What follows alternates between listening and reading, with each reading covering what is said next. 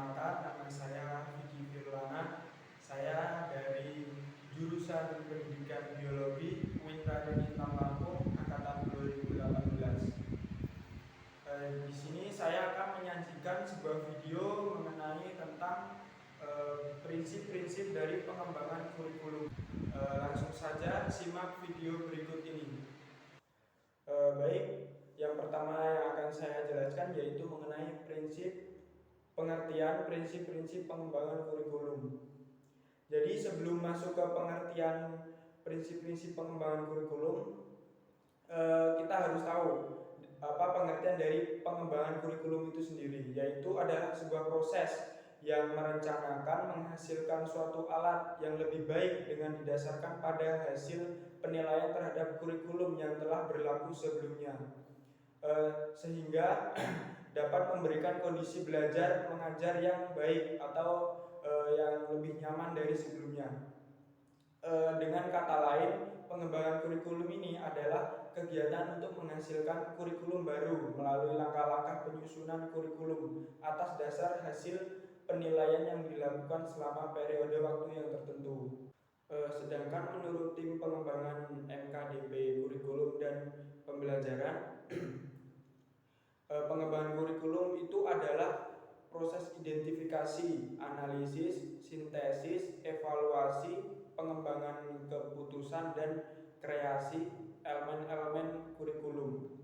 Jadi jika pengembangan kurikulum itu berjalan dengan secara efektif dan efisien, maka hasil dari aktivitas pengembangan kurikulum tersebut diharapkan sesuai dengan harapan masyarakat. Jadi dari penjabaran tersebut yang sudah saya sebutkan tadi dapat disimpulkan bahwasanya pengertian prinsip pengembangan kurikulum itu adalah suatu dasar yang mengatur sebuah proses pembelajaran yang dapat memberikan kondisi belajar yang lebih efektif dan efisien tentunya. Selanjutnya saya akan menjelaskan mengenai sumber-sumber pengembangan kurikulum. Jadi ada 4 sumber-sumber pengembangan kurikulum itu. Yang pertama apa?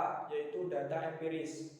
Jadi data empiris ini salah satu sumber pengembangan kurikulum yang dihasilkan dari observasi atau percobaan. Dan data empiris ini merujuk pada pengalaman yang terdokumentasi dan terbukti efektif. Dan sumber yang kedua itu dari data eksperimen. Sesuai namanya, jadi data eksperimen ini merujuk pada temuan-temuan hasil penelitian. Data hasil penelitian ini merupakan data yang dipandang valid dan reliable. Jadi sehingga tingkat kebenaran dari data tersebut lebih meyakinkan untuk dijadikan prinsip dalam pengembangan kurikulum. Sumber yang ketiga yaitu mengenai kebiasaan hidup di masyarakat. Jadi data-data banyak diperoleh hasil penelitian yang data-data tersebut itu terbukti efektif untuk memecahkan suatu masalah kehidupan yang kompleks di masyarakat. Sumber yang terakhir adalah akal sehat. Jadi dari pemikiran umum atau akal sehat juga dapat diperoleh hasil penelitian yang melalui proses pertimbangan dan penilaian akal sehat terlebih dahulu. Selanjutnya saya akan menjelaskan tipe-tipe dari prinsip pengembangan kurikulum. Jadi ada beberapa tipe prinsip pengembangan kurikulum. Yang pertama itu adalah anggapan kebenaran utuh atau menyeluruh. Jadi anggapan kebenaran utuh itu adalah fakta atau konsep dan prinsip yang diperoleh serta telah diuji dalam penelitian yang berulang-ulang sehingga bisa dibuat generalisasi dan diberlakukan di tempat yang berbeda. Tipe prinsip ini sudah diyakini oleh orang-orang yang terlibat dalam pengembangan kurikulum. Dan tipe yang kedua itu adalah anggapan kebenaran parsial. Anggapan kebenaran parsial itu adalah suatu fakta, konsep, dan prinsip yang sudah terbukti efektif dalam banyak kasus, tetapi sifatnya masih belum bisa digeneralisasikan. Namun anggapan tersebut dianggap baik dan bermanfaat, maka tipe prinsip ini juga bisa dibenarkan. Yang terakhir itu adalah anggapan kebenaran yang masih memerlukan sebuah pembuktian. Jadi sama halnya dengan prinsip tipe kebenaran parsial, prinsip tipe hipotesis ini juga masih memungkinkan adanya tantangan atau kritikan dari penggunanya. Jadi karena tipe prinsip ini itu masih memerlukan hal yang efektif dan efisien. Jadi pada dasarnya ketiga jenis tipe tadi itu bisa digunakan karena prinsip-prinsip ini sangat tergantung pada perspektif para pengembang kurikulum tentang kurikulum tersebut. Baik, selanjutnya kita akan membahas mengenai dari macam-macam prinsip pengembangan kurikulum. Jadi prinsip pengembangan kurikulum ini dibagi menjadi dua kelompok, yaitu ada prinsip umum dan prinsip khusus. Jadi yang pertama prinsip umum. Untuk prinsip-prinsip umum pengembangan kurikulum ini ada beberapa prinsip, yaitu yang pertama adalah prinsip relevansi, yaitu kurikulum itu merupakan rel dari pendidikan untuk membawa siswa agar dapat hidup sesuai dengan nilai-nilai yang ada dalam masyarakat serta membekali siswa baik dalam bidang pengetahuan, sikap maupun keterampilan sesuai dengan tuntutan dan harapan masyarakat. Jadi oleh sebab itu pengalaman-pengalaman belajar yang disusun dalam kurikulum harusnya relevan atau sesuai dengan kebutuhan masyarakat. Prinsip relevansi ini ada dua macam, yaitu relevansi internal dan relevansi eksternal. Untuk relevansi internal ini adalah bahwa setiap kurikulum harus memiliki keserasian antara komponen-komponenannya, yaitu keserasian antara tujuan yang harus dicapai, isi, materi atau pengalaman belajar yang harus dimiliki siswa, strategi atau metode yang digunakan, serta penilaian untuk melihat ketercapaian tujuan dari pembelajaran.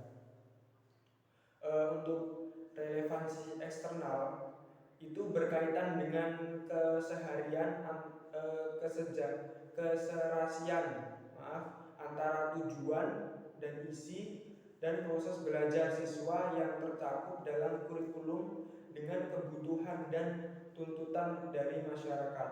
Ada tiga macam dari relevansi eksternal. Yang pertama itu harus relevansi dengan lingkungan hidup peserta didik, dan yang kedua harus sesuai dengan perkembangan zaman baik sekarang maupun yang akan datang, dan yang ketiga harus relevan dengan tuntutan dunia pekerjaan. Setelah prinsip relevansi ada prinsip fleksibilitas. Jadi artinya bahwa kurikulum itu harus lentur dan tidak kaku, terutama dalam hal pelaksanaannya, sehingga memungkinkan terjadinya penyesuaian berdasarkan situasi dan kondisi tempat dan waktu yang selalu berkembang, serta kemampuan dan latar belakang peserta didik. Dan prinsip selanjutnya adalah prinsip kontinuitas atau berkelanjutan. Jadi adanya kesinambungan dalam kurikulum baik secara vertikal maupun secara horizontal. Prinsip umum selanjutnya yaitu prinsip efektivitas. Jadi prinsip efektivitas ini mengusahakan agar kegiatan pengembangan kurikulum ini mencapai tujuan tanpa kegiatan yang mubazir, tanpa ada waktu yang terbuang. Jadi baik secara kualitas maupun kuantitas. Jadi prinsip efektivitas ini berkenaan dengan rencana dalam suatu kurikulum dapat dilaksanakan dan dapat dicapai dalam kegiatan belajar mengajar. Selanjutnya itu prinsip khusus. setelah prinsip umum tadi. Jadi untuk prinsip khusus pengembangan kurikulum ini berkenaan dengan prinsip yang berlaku di tempat tertentu dan situasi tertentu.